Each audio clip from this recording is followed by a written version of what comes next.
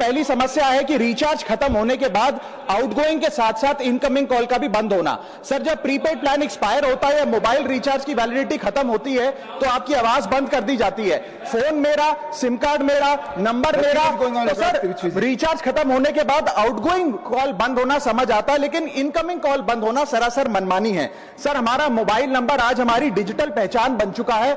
Essential communication जैसे कि UPI payment, banking OTP, train ticket OTP, PAN Aadhaar authentication, interview का call, hospital का call, मां बाप का गांव से कॉल, तमाम चीजें इनकमिंग कॉल और इनकमिंग एसएमएस से आती है और वो इसलिए बंद कर दिया जाता है कि इंसान एक रिचार्ज कराना भूल गया।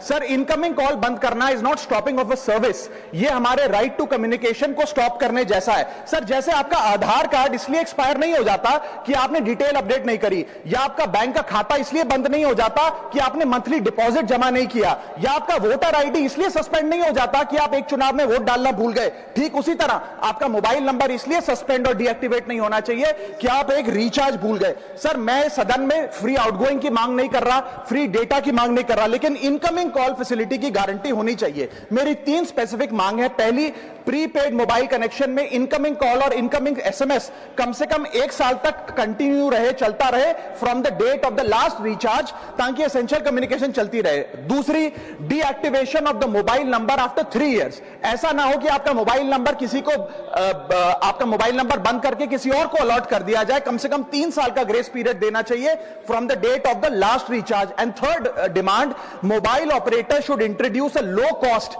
Incoming only plan. वो लोग जो सिर्फ इनकमिंग के लिए फोन रखते हैं उनके लिए, जैसे कि 10 रुपए में 180 दिन की इनकमिंग कॉल की फैसिलिटी, इस प्रकार की स्कीम्स मोबाइल ऑपरेटर को लानी चाहिए।